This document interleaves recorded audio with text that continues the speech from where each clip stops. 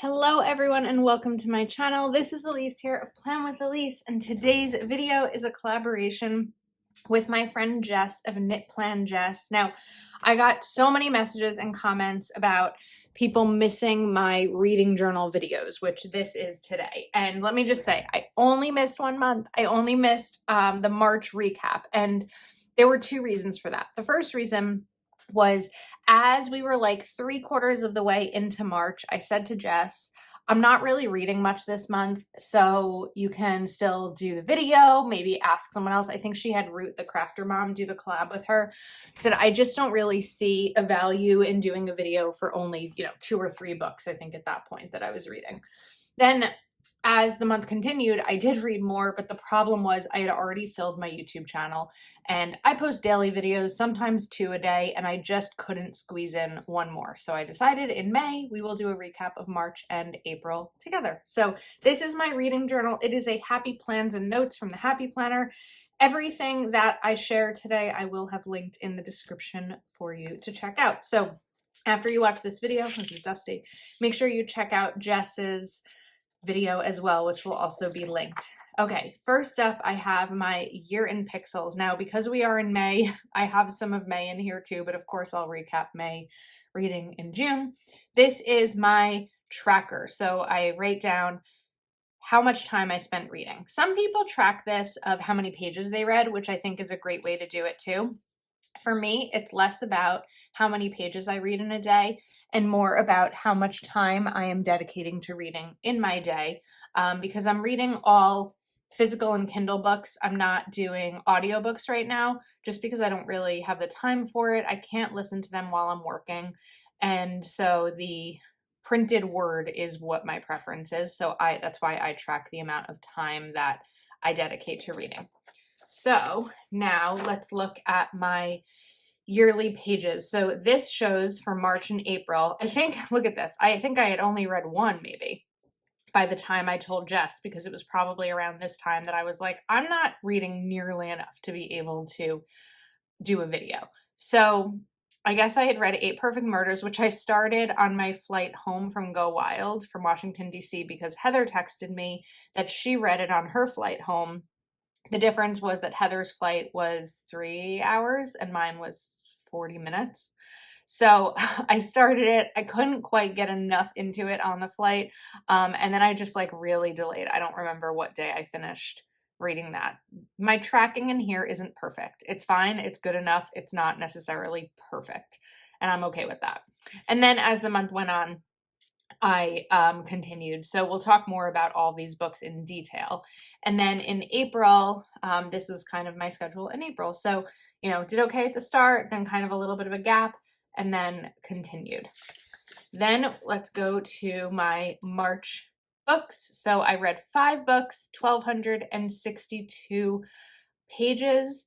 My favorite book, and this is a challenging book, I need to give you a super strong warning about that, is called A Mother's Reckoning by Sue Klebold. Sue Klebold's son was one of the shooters at Columbine, and this is living in the aftermath of tragedy. So this really starts on the day of Columbine, and she recaps that time for her and her family, and also goes back into some memories of her son and his childhood, and then talks a lot about just what it was like. And it's a really tough book to read because of the topic, but I found it very important. There's mixed reviews about it. I mean, it's a New York Times bestseller, but we'll talk more about those. This is my overview page. So I didn't read, let's see, 1, 2, 3, 4, 5, 6, 7, 8, 9, 10, 11, 12, 13, 14, 15. I read less than half the days of March, but 4 of those days I was away. I knew that was probably going to happen. The memorable quote from the month: when we can do a better job of helping people before their lives are in crisis, the world will become safer for all of us. So that is from A Mother's Reckoning. And then this was my March kind of monthly. I think I'm still sort of figuring out the best way to map this out. This was some color coding of started, progress, and finished. I did not use the sidebar at all. Then in April, I read a lot in April. I missed 1, 2, 3, 4, 5, 6, 7, 8, 9. So I read about a little more than a third of the days in April. My favorite book was called Educated. My memorable quote was not from Educated, though. I don't remember what it was from. I think it was Rock, Paper, Scissors, actually. Enjoy the stories of other people's lives, but don't forget to live your own. I think that that's something I really struggle with because I feel like I spend so much time with my brother's family and my friends' families and my own family, but sometimes I'm not like feeling like I'm living my life. I'm living everyone else's when I join them on things. So I just really liked that quote. And I read 2,739 pages. Excuse me. And then this was using the bookish bookworm pet tapes from the JoJo's Pretty Paper Shop and Wrong. I did not do any color coding. I just kind of wrote, started, and finished. Now let's continue to my reading 100 books. Spare is from May. Normally I try to film this video before I've added anything for May in here, but it just didn't work out this time. So this is my 100 book tracker. We are filling it in. And then I still haven't filled in some of these pages. Book bingo. I don't know if I have any additions to my book bingo. And then let's see what else. This is a blank reading 100. Here is my A to Z challenge. I'm close. I'm missing 1, 2, 3, 4, 5, 6. So we are at 20 in here, and I just need a few more. So I guess I filled in 8 Perfect Murders, Daisy Jones and the Six. That may have been it from the month. And then we have my reading 100 books. And these are my notes about book bingo. So my monthly review. So March 5, April 9. So we had 12 books in January and February. That was a lot, but now we are at 5 and 9. So far in May, I'm at 2. Okay, now these are my little book review pages. So I don't necessarily need to write a ton about each book. I will typically write a quote when it's applicable. So let's talk about the books I read. 8 Perfect Murders, like I mentioned, was a recommendation from Heather. It took me a long time to read, comparatively to how long it takes me to read some other books. And this is kind of like a whodunit sort of situation, but it's centered around a blog post that someone wrote about 8 perfect murders from books. So she had, or he, I don't remember, 8 famous books and I can't explain this. The narrator wrote a blog post mentioning books with 8, oh my goodness. Let's try this again. The narrator wrote a blog post with 8 books in it. Each of the 8 books is what the narrator considers to be a perfect murder. Someone took that list and started using it to murder people. And so it's kind of like who it is, how they figured it out, all of that kind of stuff. Okay. Let's go over the quote. I've always felt that being with people as opposed to being alone can make you feel loneliness more acutely. And I feel that 100%. Next up is Born Extraordinary. This is a special one for me because I know the author. She's one of my clients. I built the website for her and for a charity that she is a nonprofit that she founded, and this is about empowering children with differences and disabilities. So Meg Zucker, the author, was born with a rare condition. I'm going to have trouble pronouncing it, so I'm not going to try, but she has it. 2 of her children have it, and it's really a workbook without doing physical work in it, but it teaches parents of just how to embrace children with differences and disabilities, empower them, whether it's your child, whether it's a child whether you are a teacher. So the category is disability studies. I think it's a really important book, and I enjoyed it. It was a great book to read. Next up we have, which I talked about, A Mother's Reckoning, which is by Sue Klebold, and a challenging book, a little bit controversial because sometimes when I read a book, I do some research on it as well, which I think is important as I'm sharing books with you. Some of the controversy with this book is that Sue doesn't really point out any elements of her son's life where she saw the signs, where she felt like something was coming. And as you read the book, there are definitely signs of something. It doesn't necessarily mean signs of something like Columbine happening, but signs of something. So there are some opinions as to whether or not she and her husband made the right decisions, whether they defended his actions, not defended what he did at Columbine, but defended some other troublemaking situations he got himself into. If you have the ability to stomach it, I think it's a really important book to read. So that's A Mother's Reckoning. Next up, we have Gone Again by Minka Kent. This is a thriller about someone who goes missing and sort of missing again, like the title, Gone Again. I've read books by Minka Kent before. They're all easy reads, good reads, little bit of thriller, and I enjoy them. Number the Stars was, so I read, this is I don't say a child's book. This is a young adult book. I think I read this in 5th grade, and my nephew's in 5th grade, and he told me he was reading it in school. So I told him that I would reread it because I don't think I've read it in 25 years. And I said I would reread it so we could talk about it together. It's only 146 pages, so it took me 2 days. And if you've never read Number the Stars, I really recommend reading it. It is a really good book, Holocaust based. And if you have a child who is in the 9 to 12, 13 age, and you want them to have some Holocaust literature exposure without it being a memoir or something that may be too scary, even though it's the truth, to read, this is a really good one because it's a fiction story and it takes place in, I can't remember where it takes place. Let me look it up.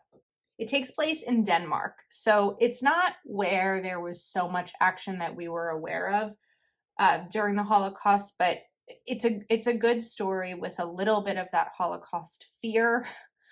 It's a weird word to use, but it's true. Okay, so anyway, Number the Stars, highly recommend. Holocaust fiction. The quote is, "She was glad to be an ordinary person who would never be called upon for courage." Then we have Then She Was Gone by Lisa Jewell, another thriller, whodunit, where did she go type of book. I like these kinds of books. I always find them really enjoyable to read, but I don't have a memorable quote. And here's another one, You're Already Awesome by Allison Faulkner of The Allison Show. I first became aware of Allison from Wild University, and I've met her twice at both Go Wilds. She is someone who is definitely special in my life. This is a motivational book, How to Silence Your Inner Critic and Step into Greatness. I don't have one specific quote from this book because there are a lot, but if you are someone who has a strong inner critic that you find maybe prevents you from being able to work through things, you are worried about, like you have concerns about other people's opinions, this is a really great book for you to read. Such a Fun Age was a book recommended to me by my mom's best friend. She texted me one day and said, I'm reading this book. It's good. I think you'd enjoy it. So I read it. And this is about a babysitter in Philadelphia who she babysits for a white family. She's Black. And it immediately starts with a situation where people at a grocery store don't think that she should be like that the child's not hers, which it's not hers, but they can't even believe that she's the one responsible for the child. So there's a lot of conversations about race and family dynamics, and also mother and children and family dynamics with mothers and children and babysitters, and how that kind of, whose role is it, how many people can have a motherly role. So it was a good book. The quote is, I've been to middle school, so you can't really hurt me. I don't know. There wasn't really any other specific book.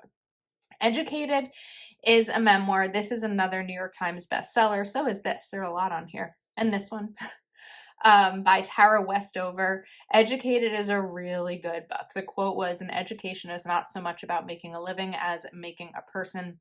Tara grows up in a family where she is primarily homeschooled, but barely homeschooled. I mean, she and her siblings work, and then she kind of teaches herself, and then she ends up going to college. She ends up going to grad school and getting her PhD. And it's just a really interesting story how someone can take the way that they were raised with kind of different ideals about religion, extremist views in her family, and, you know, change who she is and the way that she has educated herself.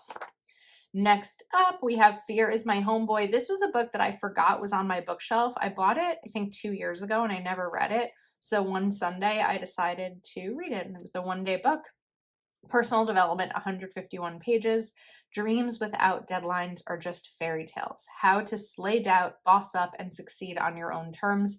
If you are someone who wants to get started and you're afraid of getting started, no matter what category you are looking in, Fear is My Homeboy is a great option.